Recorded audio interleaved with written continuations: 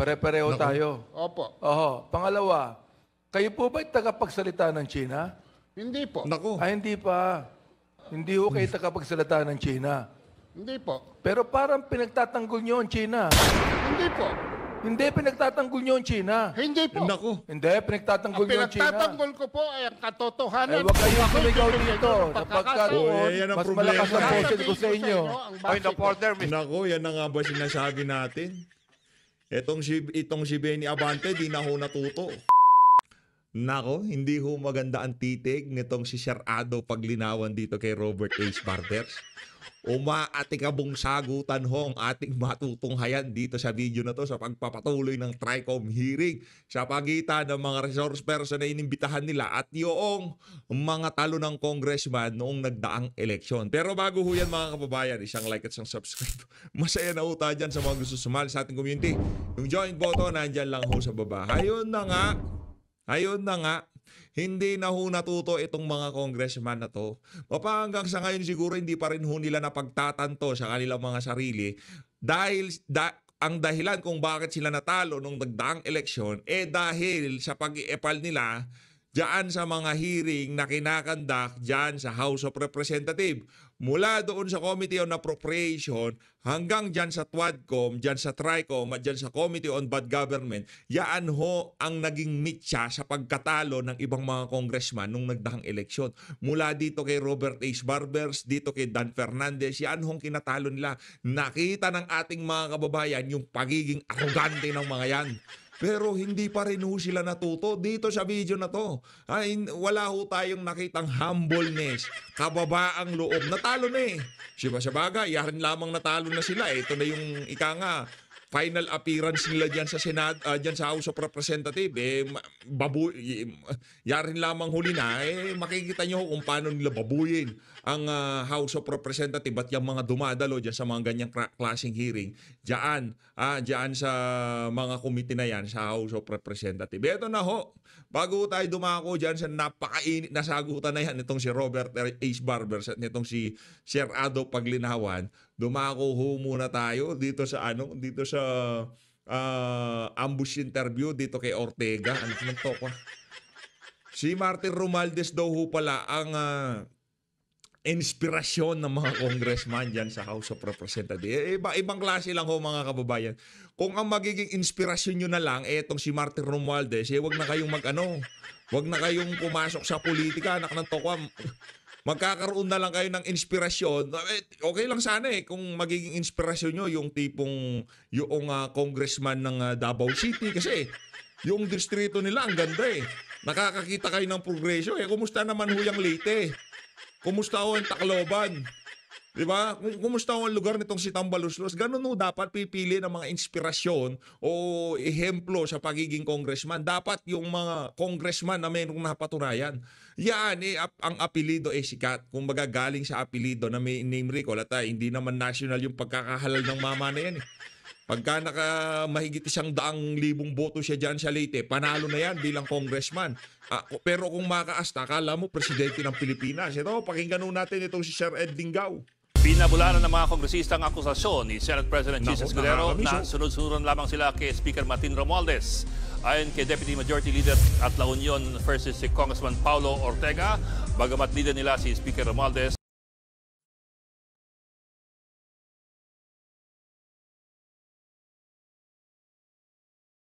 may sarili naman daw silang mga opinyon, lalo na pagdating sa usapin.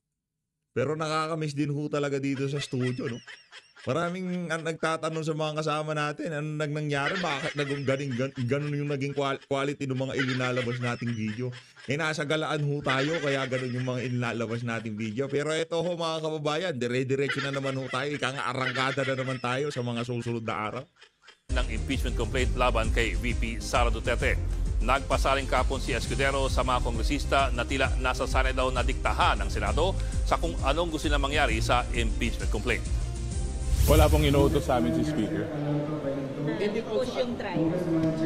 Wala. May kanya-kanya pong pag-iisip ang mga congressman. Hindi naman po magiging seasoned politicians yan kung the mere na susunod na lang po sila sa isang batas. Kailangan po ang decision natin at the end of the day nanggagaling po sa mandato ng taong bayan. Ginit naman ni Manila 2nd District Congressman Rolando Valeriano na siyang nagpaimbestiga sa confidential funds ni VP Sara na hindi siya Grabe itong si dinikahan Valeriano. ni Speaker Romualdez. Ano yung solo lang ni Valeriano, natripan niya itong si VP Sara. Imbestigahan nga natin yung confidential fund nitong si VP. Hindi, ano yun talaga yun?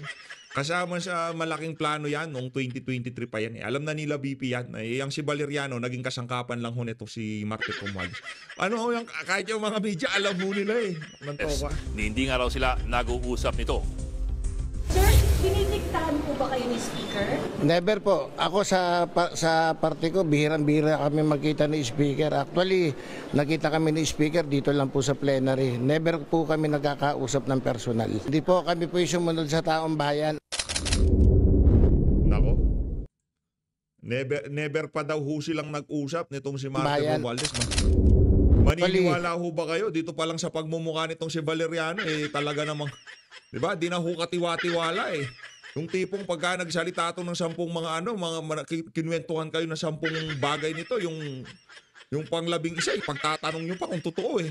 Pagmumukha pa lang ho mga kababayan, di nakatiwa-tiwala. Tapos sasabihin niya hindi sila nag-uusap nitong si Tambaluslos. Kalokohan. Ito dito sa bahagi ng video natin na to, rekta ho tayo. Sa nangyaring kaganapan kaninang tanghali diyan sa House of Representatives, pinagpatuloy pa rin ho nitong mga congressman na to yung hearing diyan sa TRICOM. Di na ho talaga sila natuto. No, hindi sa bagay, yung bandang huli nitong hearing na to parang yung iba dyan lumalambot na. Yung tipong ang dating parang gusto na lang nalang makipag-ayos doon sa mga binaboy nilang mga vlogger dyan sa TRICOM hearing na yan. Dito, pwede na ho natin pag-usapan. Terminated na eh. Kagaya ng ating pinangako, syempre, alangan naman na din nating pag-usapan yung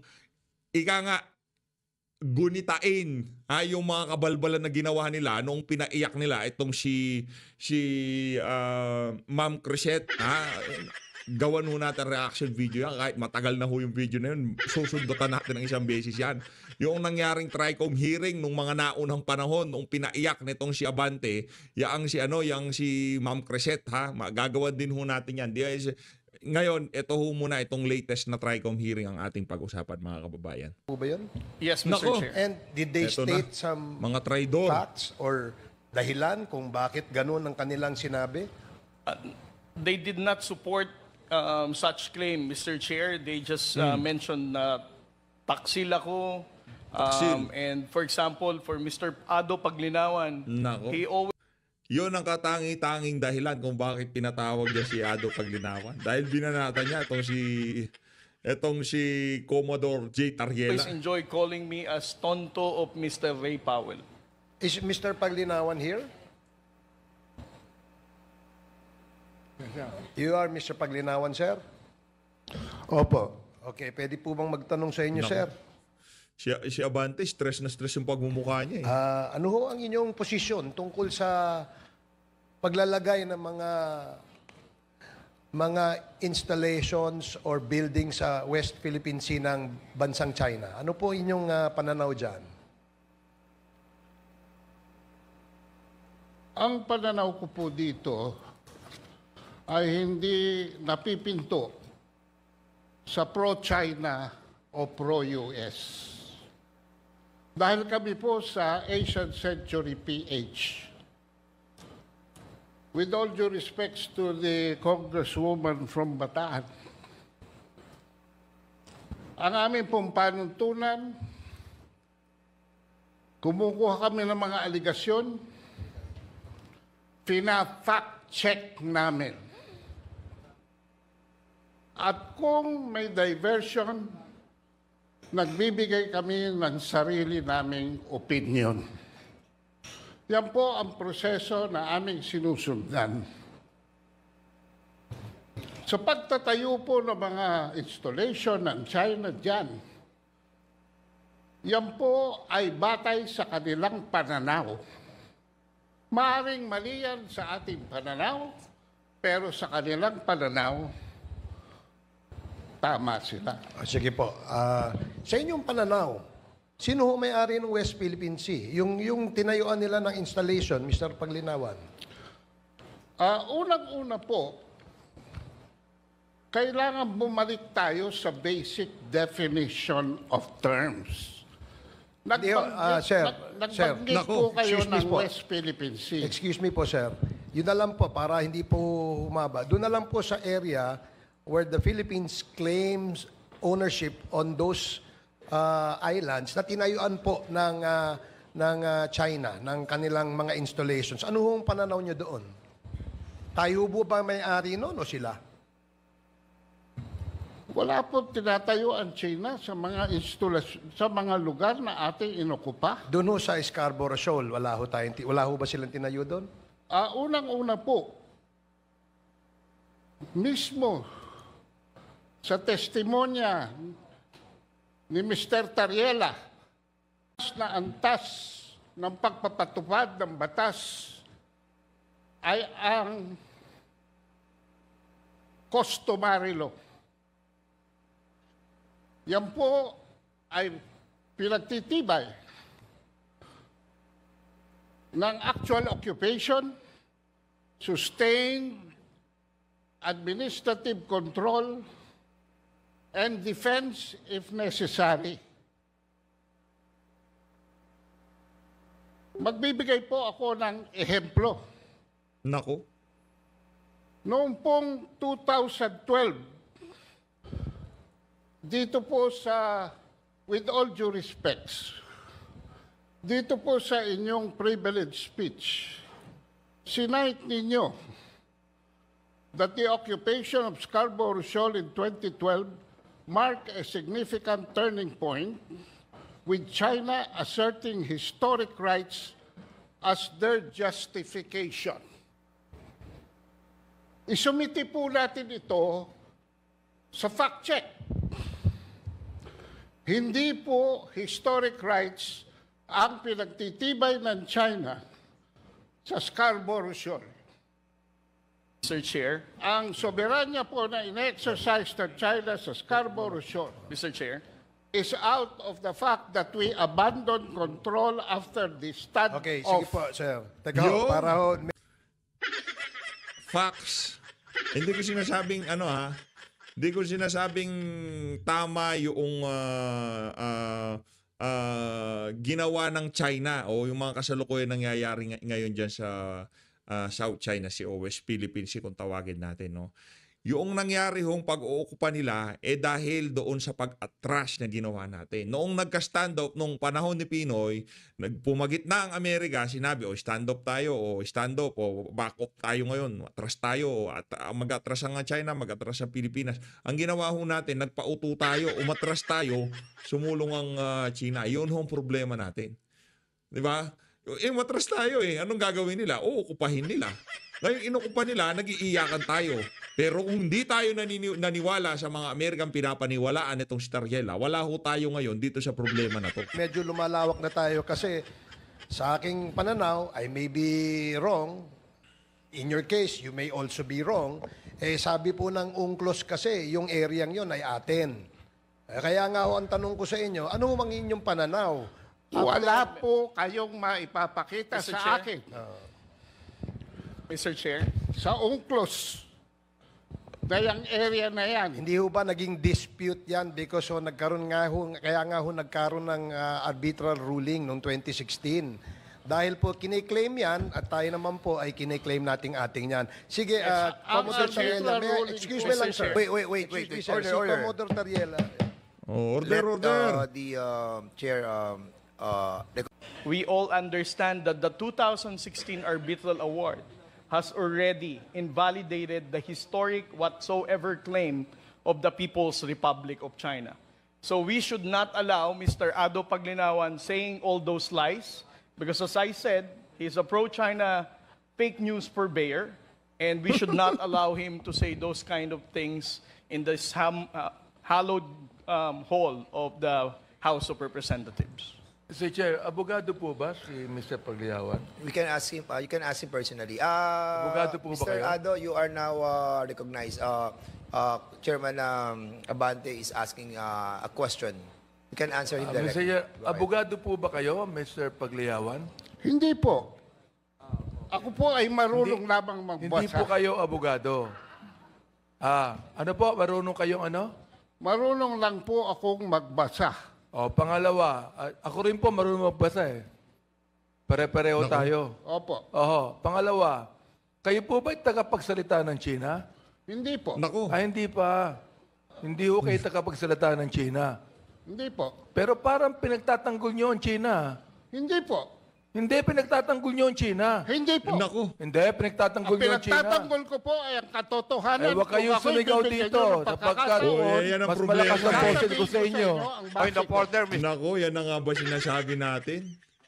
Itong si Benny Abante, di na ho natuto. Yan ang tinatawag nilang tumanda na walang pinagkatandaan. Di ba? Kasi kung natuto ka na, alam, kita, Brad, Sir, Mr. Benny Abante, Bishop Benny Abante.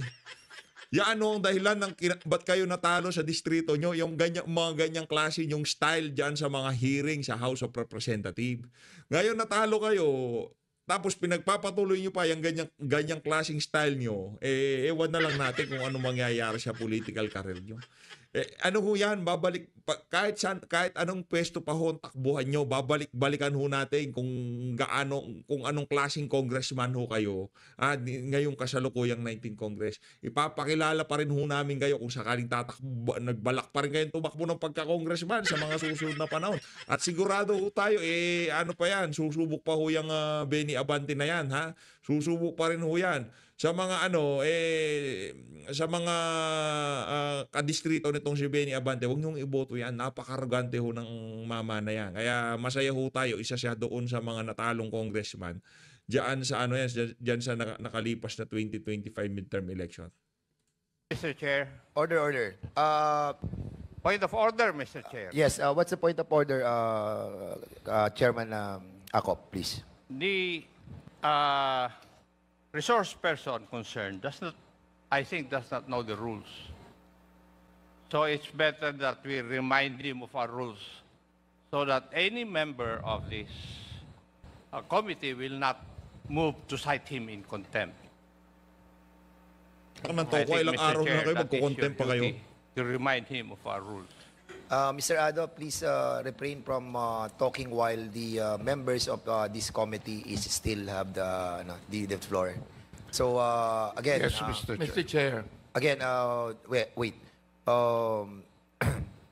This is a reminder to all of us, no, na mga resource persons, no, to answer, sumagot muna kapag nirecognize na po ng chairman.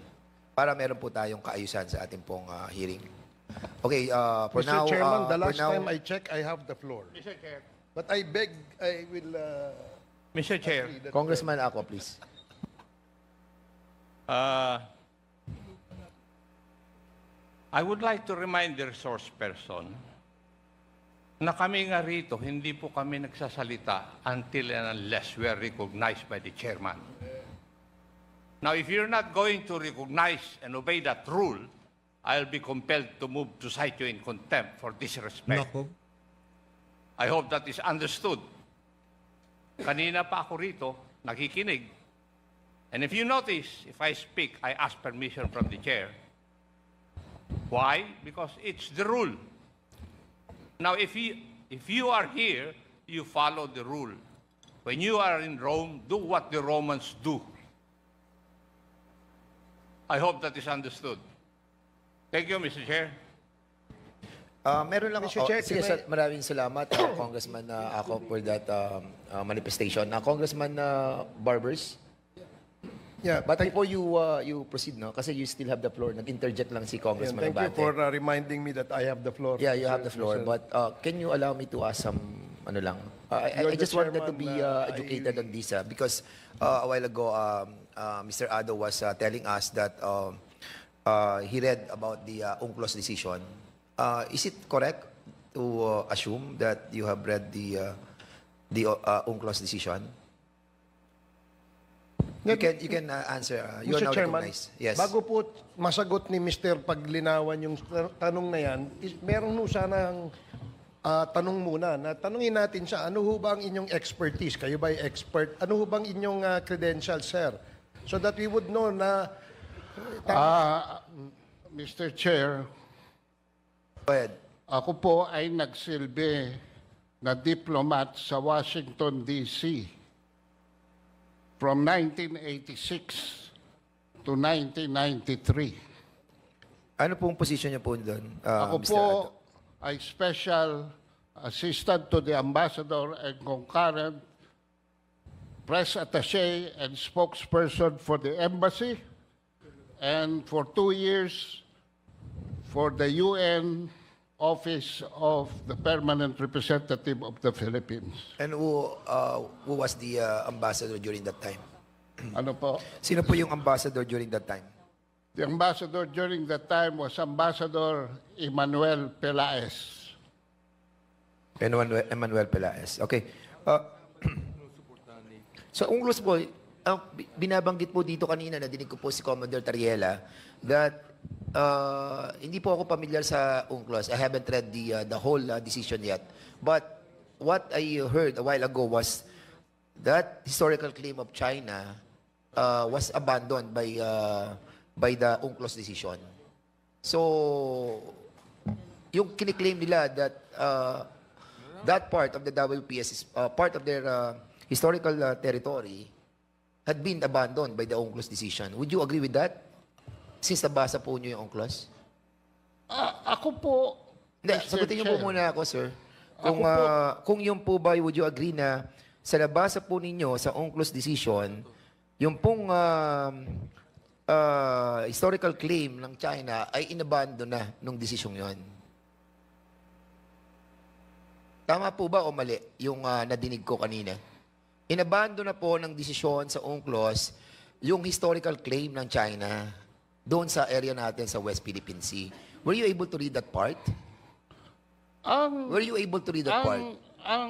Were you able to read that part? Mr. Chair, binanggit po ni Mr. Mr. Ado, tinatanong ko lang po kung nabasa po ninyo, sabi nyo nabasa nyo yung UNCLOS decision. Ako hindi. Nakikinig lamang po ako sa usapan ninyo at binabanggit po ni Commodore Tariela that it was abandoned, the historical claim of China on that part. So, ang tanong ko po sa inyo, nabasa nyo po ba yun? Na inabandon na ng Hindi UNCLOS po inabandon yon, Mr. Chair. So, hindi inabandon ng Imposible UNCLOS... po. Wait.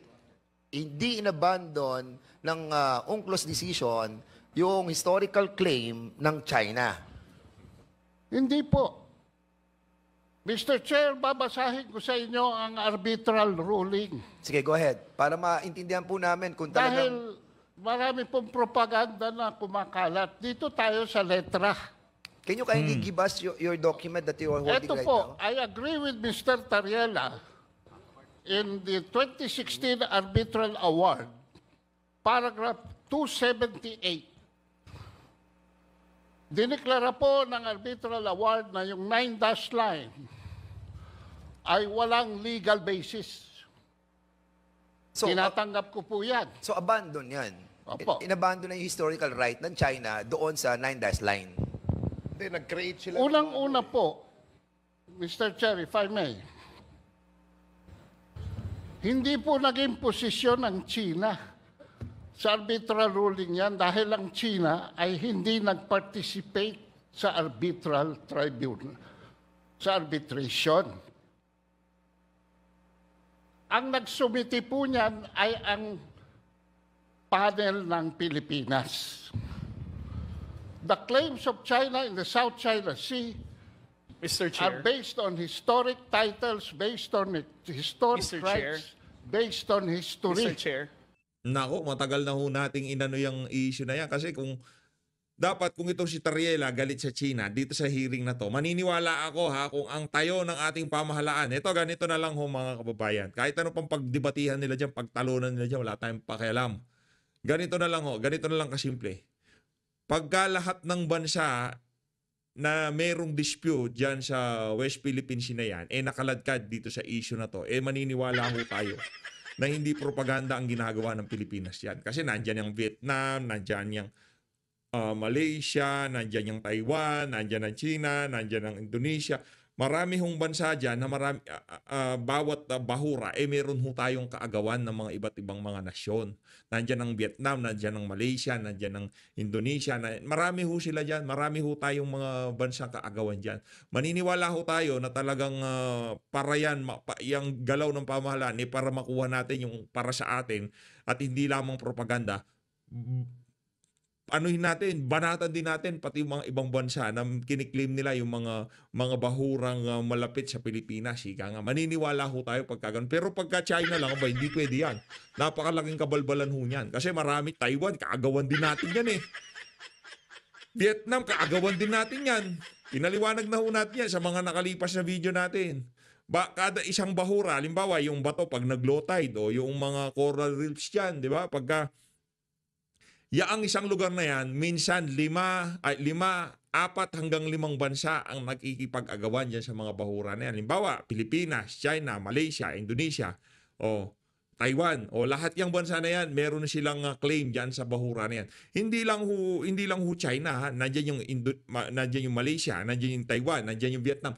Dapat pati yung Malaysia, Taiwan, Vietnam, banatan din natin, hindi lang China. Doon ako maniniwala na sincero ang ginagawa ng pamahalaan para makuha natin yung mga para sa atin dyan sa ano na yan, sa mga bahura na yan. Pero pagka China lang, propaganda ho yan. Maniwala kayo sa akin. Mr. Chair.